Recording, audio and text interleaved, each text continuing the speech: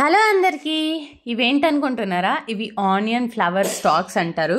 So వీటిలో వీటితో పాటు ఆనియన్ ఫ్లవర్ స్టాక్స్ ఎలా చేసుకోవాలో చూసేయండి.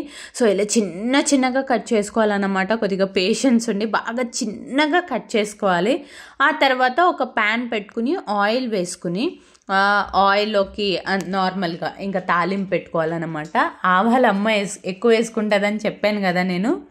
సో ఆవాలు and curry leaves, fresh curry leaves and onions చిన్నగా తరిగి పెట్టుకోండి. ఒక 3 ఆనియన్స్ కట్ చేసుకోండి. మీరు ఎంతమందికి చేసుకుంటున్నారు అనే దాన్ని బట్టి. సో ఆనియన్స్ కూడా బాగా ఫ్రై అయ్యాక, సో డార్క్ బ్రౌన్ ఏం కాదు, కొద్దిగా ఫ్రై అయ్యాక ఎగ్స్ ఉంటాయి కదా, ఎగ్స్ని తీసుకుని పెట్టుకోండి ఎంతమందికి కావాలో.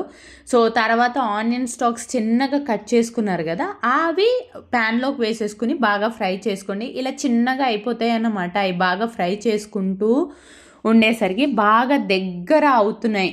అంటే యాడ్ చేసుకున్నప్పుడు ఎక్కువ ఉంటాయి, కొద్దిగా బాగా ఫ్రై చేసుకునేసరికి కర్రీ దగ్గర పడుతుంది. సో ఆ దగ్గర పడినప్పుడు కొన్ని ఇంగ్రీడియంట్స్, అదే ధనియాల పొడి, ఎర్రకారం పొడి, ఉప్పు తగినంత అండ్ కొత్తిమీర చిన్నగా తరుక్కున్నది, ఇవన్నీ కావాలి. సో అదంతా బాగా ఫ్రై అయ్యింది అనిపించాక లో ఫ్లేమ్లో పెట్టుకుని ఈ ఇంగ్రీడియంట్స్ అన్నీ యాడ్ చేసుకుని బాగా కలుపుకోవాలి.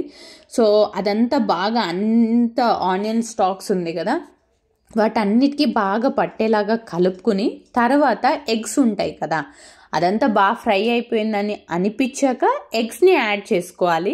సో ఎంతమందికి చేసుకుంటున్నారో నేను ముందుగా చెప్పినట్టే అన్ని ఎగ్స్ యాడ్ చేసుకోండి.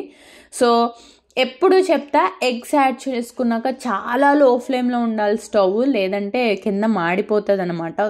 వెంటనే కలుపుతూనే ఉండాలి చుట్టూ ఎగ్స్ యాడ్ చేసుకున్నాక.